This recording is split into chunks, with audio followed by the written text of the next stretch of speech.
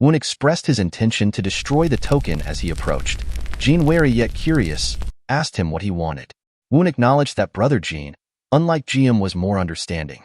Jin, reflecting on his perception of Woon as a troublesome younger sibling, realized that he had underestimated Woon's ability to engage in a battle of wits with him. He had let his guard down too easily. With a sense of purpose, Woon proposed making a deal with him. Intrigued by this unexpected call, Jan couldn't help but question his motives. If Woon truly aimed to emerge as the victor of the trial, he wouldn't have resorted to summoning him in such a manner. Jin's temper flaring, responded to Woon's comment, refusing to accept defeat so early in the game. Drawing his sword, his determination intensified. He assured Woon that there was still ample time for him to confront and defeat him, as well as locate Wool. Woon realized the magnitude of the challenge he faced. Jin was on a different level altogether, making it clear that defeating him would not be easy.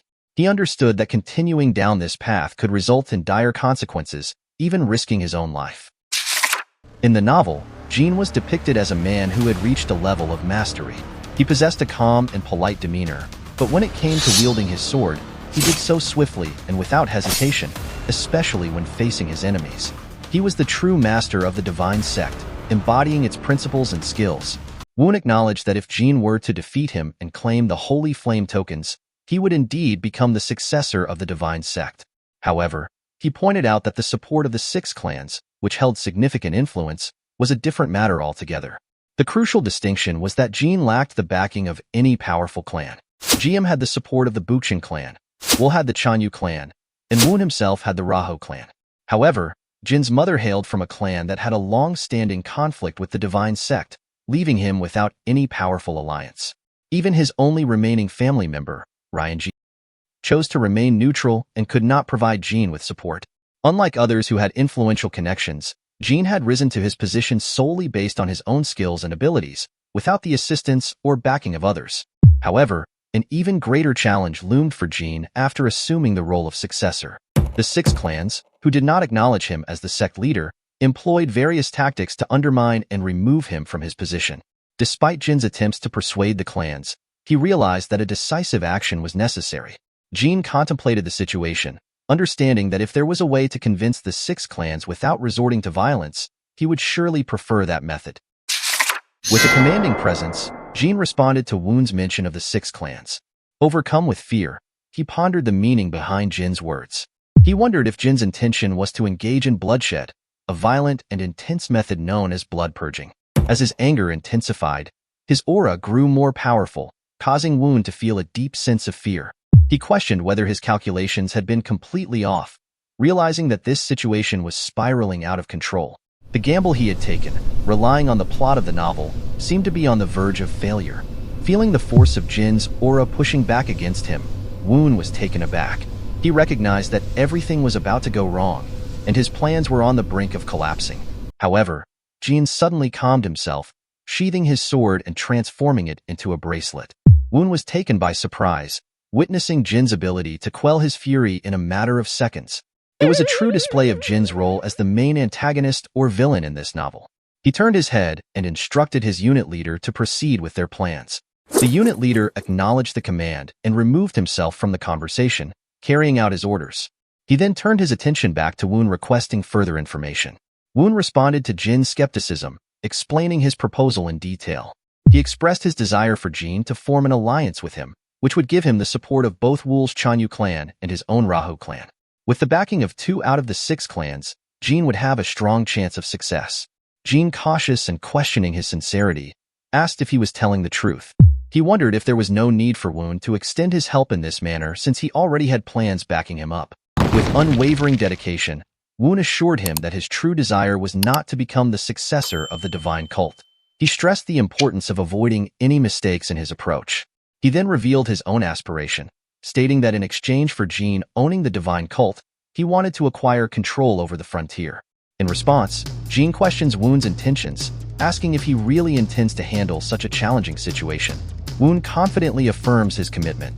He doesn't hold much interest in the Central Plains.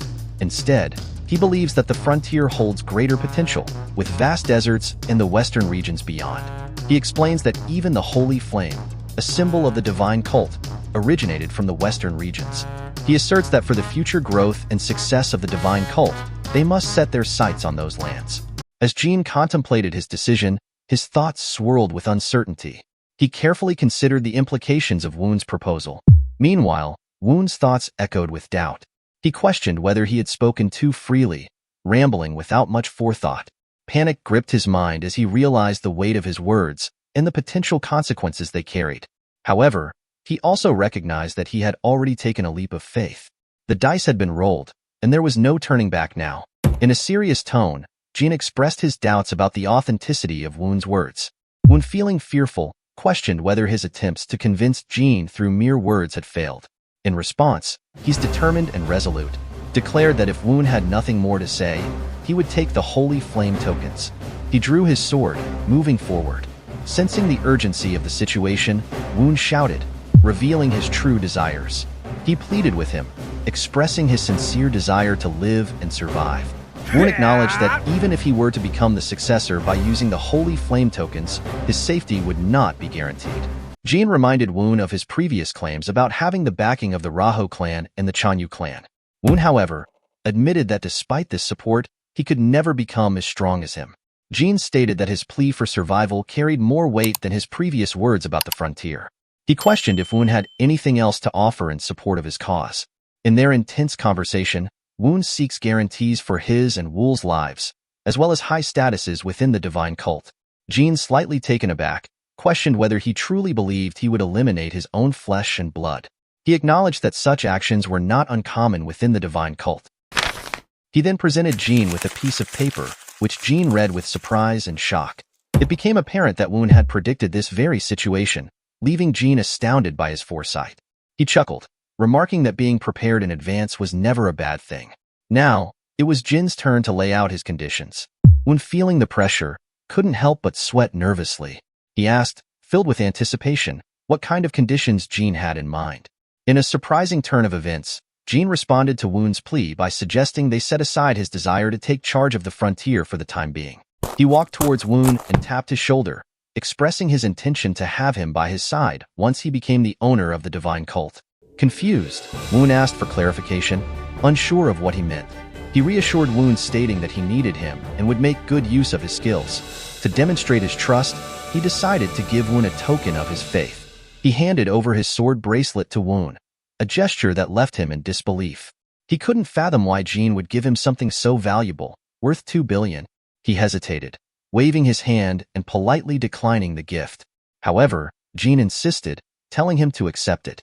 Overwhelmed by Jin's gesture, he finally accepted the sword bracelet, grateful for the token of trust.